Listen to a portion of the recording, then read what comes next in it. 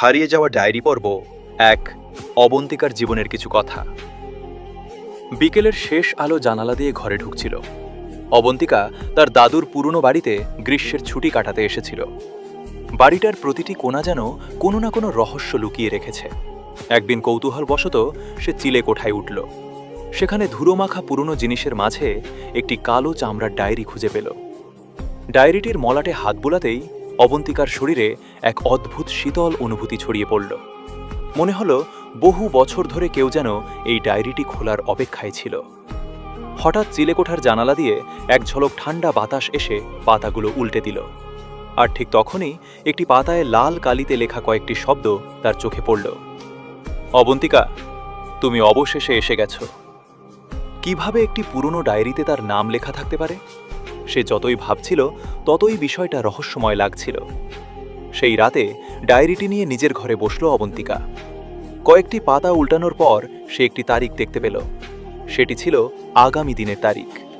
তার নিচে লেখা ছিল, দুপুর ৩:১৭ বাড়ির পেছনের পুরনো আম গাছের নিচে একটি ছোট কাঠের বাক্স পাওয়া যাবে। কাঠের বাক্স থেকে পাওয়া ছবিটা হাতে নিয়ে অনেকক্ষণ চুপ করে বসে রইল। অবন্তিকার বুক ধরফর করে উঠল। কিন্তু আরিফকে? সে ফিসফিস করে বলল।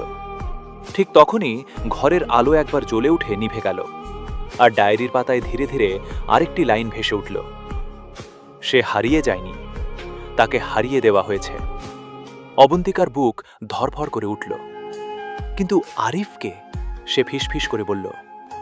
ঠিক তখনই ঘরের আলো একবার জ্বলে উঠে নিভে গেল, আর ডায়েরির পাতায় ধীরে ধীরে আরেকটি লাইন ভেসে উঠল।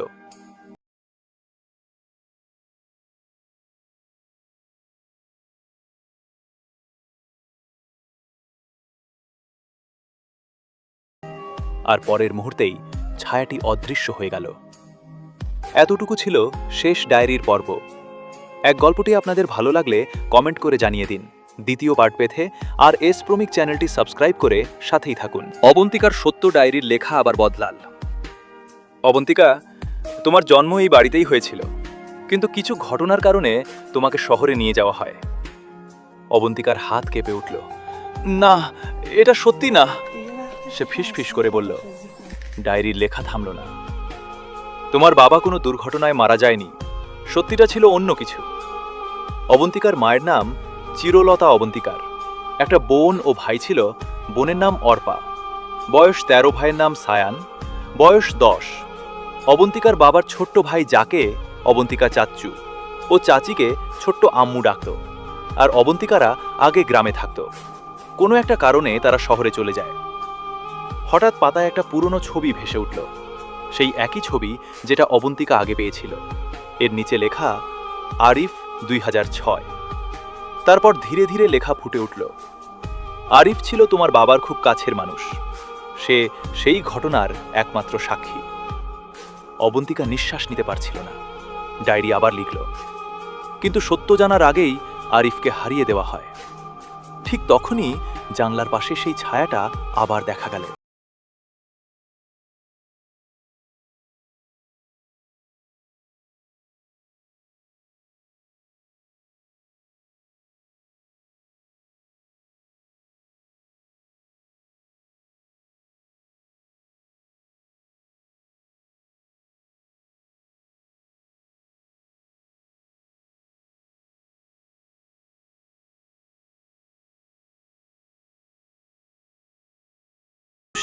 আর জানলার ছায়ার মুখ যেন একই। কিন্তু সেটা কিভাবে সম্ভব? ছবিটা তো ২০০৬ সালের। তাহলে এত বছর পরও সেই মানুষটা একই রকম দেখাবে কি করে? সকালে ঘুম থেকে উঠেই অবন্তিকা নিচে নেমে এলো। রান্নাঘরে ছোট আম্মু সকালের নাস্তা তৈরি করছিলেন। অবন্তিকা কিছুক্ষণ চুপ করে দাঁড়িয়ে রইল। তারপর ধীরে ধীরে ছবিটা বের করল। ছোট আম্মু, এই মানুষটাকে আপনি চেনেন? ছবিটা দেখেই ছোট আম্মুর হাত থেমে গেল। মুহূর্তের জন্য তার মুখের রং বদলে গেল, কিন্তু পরের মুহূর্তেই তিনি নিজেকে সামলে নিলেন। না তো, আমি চিনি না। কথাটা বললেও তার কণ্ঠে স্পষ্ট অস্বস্তি ছিল। অবন্তিকা বুঝতে পারল ছোট আম্মু কিছু একটা লুকাচ্ছেন। সেই দিন দুপুরে সে নিজের ঘরে ফিরে ডায়েরিটা খুলল। প্রথম কয়েকটা পাতা ফাঁকা। হঠাৎ কালো কালি দিয়ে একটা বাক্য ফুটে উঠল, যারা সত্য জানে তারা মিথ্যা বলছে। অবন্তিকার বুক ধক করে উঠল।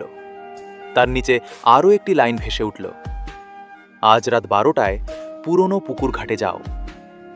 রাত ঠিক 12টা, চারপাশে অদ্ভুত নীরবতা। চাঁদের আলোয় দাদুর পুরনো বোবাড়িটা আরও রহস্যময় লাগছিল।